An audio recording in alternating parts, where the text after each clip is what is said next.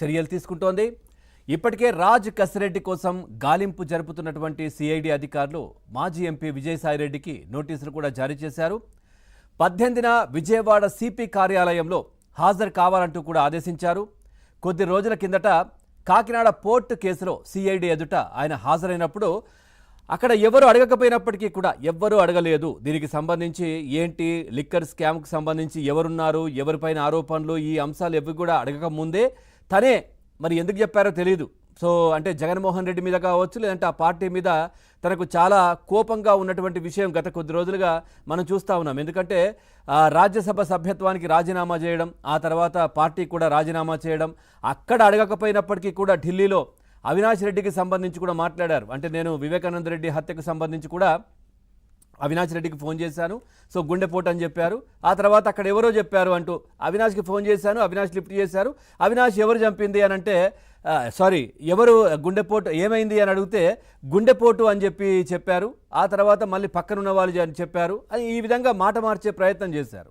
So అక్కడ అది అడగకముందే చెప్పడం. ఆ తర్వాత ఇక్కడ కూడా సిఐడి ఎంక్వైరీకి వచ్చిన సమయంలో విజయవాడలో ఏదైతే లిక్కర్ స్కామ్కు సంబంధించి కూడా పూర్తిగా దీంట్లో కర్త కర్మ క్రియ పూర్తిగా రాజ్ కసిరెడ్డి అని చాలా క్లియర్గా చెప్పారు విజయసాయిరెడ్డి. తనను విచారణకు పిలిస్తే అన్ని విషయాలు కూడా చెప్తానంటూ కూడా ప్రకటించారు. సీన్ కట్ చేస్తే ఇప్పుడు లిక్కర్ స్కామ్లో సిఐడి అధికారులు నోటీసులు జారీ చేయడం ఆసక్తికరంగా మారింది. వైసీపీకి రాజకీయాలకు గుడ్ బై చెప్పినటువంటి విజయసాయిరెడ్డి ఈ మధ్యకాలంలో తరచూ రాజకీయాల గురించి మాట్లాడుతున్నారు. చెప్పారు, నేను రాజకీయాలకు పక్కకి వెళ్ళిపోయాను, రాజకీయాలు చేయను, నేను ప్రశాంతంగా మనశ్శాంతిగా వ్యవసాయం చేసుకుంటానని చెప్పారు. కానీ మళ్ళీ మధ్య మధ్యలో వచ్చి ఈ విధంగా రాజకీయాలు చేస్తూ పోతున్నటువంటి పరిస్థితి. ఇక జగన్ చుట్టూ తిరుగుతున్నటువంటి కేసులపై కూడా ఆయన పదే పదే కూడా ప్రస్తావిస్తున్నటువంటి పరిస్థితి. ఇలాంటి సమయంలో లిక్కర్ స్కామ్లో విజయసాయిరెడ్డిని విచారణకు పిలుస్తుండడం సంచలనంగా మారింది. మరి ఏం చెప్తారు ఏంటి అనే దానికి సంబంధించి కూడా ఆసక్తి నెలకొన్న పరిస్థితి. ఎందుకంటే పూర్తిగా ఇప్పటి వరకు కూడా దర్యాప్తు జరుగుతున్న తీరు కావచ్చు, దర్యాప్తులో దాదాపుగా నెలకు ఒక 60 కోట్ల రూపాయలు ఏదైతే ఈ మద్యం సరఫరా చేసే డిస్టిలరీల దగ్గర నుంచి కూడా ఈ రాజ్ కసిరెడ్డి తీసుకునేవారు. తర్వాత ఇప్పటి వరకు దాదాపుగా ప్రాథమికంగా అంచనా 3,000 కోట్ల వరకు తాడేపల్లి ప్యాలెస్కు ముట్టింది అనేది కూడా దర్యాప్తులో జరుగుతున్నటువంటి బయట కామెంట్స్ వస్తున్నటువంటి విషయం. ఈ నేపథ్యంలో మరి ఏం చెప్తారు? జగన్మోహన్ రెడ్డి గురించి ఏమైనా చెప్తారా? లేదు అని అంటే రాజ్ కసిరెడ్డి వరకే చెప్పేసి ఊరుకుంటారా? మరి అలా ఊరుకుంటే ఆ సిఐడి సిట్కు ఇతర సోర్సులు కూడా ఉన్నాయి. నిజంగా విజయసాయిరెడ్డి ఎల్లుండి 18వ తారీఖు ఏదైతే దీనికి సంబంధించి ఎంక్వైరీకి వెళ్ళిన సమయంలో చాలా మంది కూడా చెప్తా ఉంటారు, విజయసాయిరెడ్డి కూడా ఈ ఏదైతే డిస్టిలరీలను బెదిరించడం కావచ్చు, అప్పుడు దీంట్లో క్రియాశీలకంగా కూడా వ్యవహరించారు. ఈ మద్యం అమ్మకానికి సంబంధించి కావచ్చు, ఈ మద్యం డిస్టిలరీలకు సంబంధించి. సో దానికి సంబంధించిన ఆధారాలు కూడా విజయసాయిరెడ్డి ముందు పెట్టి మరి ఏమైనా ప్రశ్నించే అవకాశం ఉందా? సో విజయసాయిరెడ్డిని ఇప్పుడు ప్రస్తుతం 160 సిఆర్పిసి కింద సాక్షి కిందనే పిలిచారు విజయసాయిరెడ్డిని.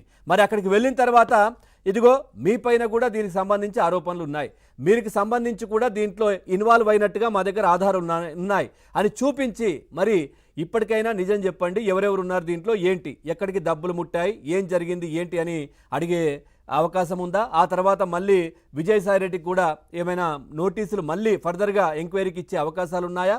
సో ఏంటి అనేది కూడా చర్చ జరుగుతూ ఉంది. ఎందుకంటే ప్రస్తుతం రాజ్ కసిరెడ్డి మాత్రం తప్పించుకు తిరుగుతున్నారు. ఇప్పటి వరకు కూడా సిట్ బృందాలు 3 సార్లు సిఐడి నోటీసులు ఇచ్చినా ఆయన రెస్పాన్స్ అవ్వలేదు. ఆ తర్వాత హైదరాబాద్లో ఇటు తెలంగాణలో దాదాపుగా 15 బృందాలు ఆయనకు సంబంధించి కూడా ఎంక్వైరీ చేస్తున్నటువంటి పరిస్థితులు కనిపిస్తూ ఉన్నాయి. దాదాపుగా ఒక 50 మంది పోలీసులు కూడా, ఏపీ పోలీసులు కూడా ఆ రాజ్ కసిరెడ్డికి సంబంధించిన నివాసాల్లో కూడా ఆయనకు సంబంధించిన ప్రాపర్టీస్ కావచ్చు, లేదంటే వాళ్ళ చుట్టాలు కావచ్చు, అక్కడికి వెళ్ళి ఆయన గురించి ఎంక్వైరీలు చేస్తున్నటువంటి పరిస్థితులు అయితే కనిపిస్తూ ఉన్నాయి. ఈ నేపథ్యంలో రాజ్ కసిరెడ్డిని పక్కన పెట్టి సడన్గా విజయసాయిరెడ్డికి నోటీసులు ఇచ్చి, అంటే సాక్షిగా మీరు వచ్చి దీనికి సంబంధించి చెప్పండి అని అడగడాన్ని ఎట్లా చూడాలి? మరి అక్కడికి పోయిన తర్వాత మిగతా సాక్ష్యాలు ఏమైనా చూయించి మీరు కూడా దీంట్లో ఇన్వాల్వ్ అయ్యి ఉన్నారు అని ఏమైనా అడిగే అవకాశాలు ఉన్నాయా అనే చర్చ కూడా జరుగుతూ ఉంది. ఓవరాల్గా ఈ అంశానికి సంబంధించి మనం చర్చలోకి వెళ్లే ముందు ఒకసారి మొన్న విజయసాయిరెడ్డి విజయవాడలో సిఐడి కార్యాలయంలో అటెండ్ అయిన తర్వాత అప్పుడు ఏం మాట్లాడారో ఒక్కసారి చూద్దాం. నేను గతంలో కూడా చెప్పాను, లిక్కర్ స్కామ్లో పాత్రధారి సూత్రధారి కర్త కర్మ క్రియ అన్నీ కూడా కసిరెడ్డి రాజశేఖర రెడ్డేను అన్నటువంటి విషయాన్ని చాలా స్పష్టంగా చెప్పా. మరిన్ని వివరాలు భవిష్యత్తులో నేను చెప్పాల్సి వస్తే చెప్తా. నేను గతంలో కూడా చెప్పాను, లిక్కర్ స్కామ్లో పాత్రధారి సూత్రధారి కర్త కర్మ క్రియ అన్నీ కూడా కసిరెడ్డి రాజశేఖర రెడ్డేను అన్నటువంటి విషయాన్ని చాలా స్పష్టంగా చెప్పా. మరిన్ని వివరాలు భవిష్యత్తులో నేను చెప్పాల్సి వస్తే చెప్తా.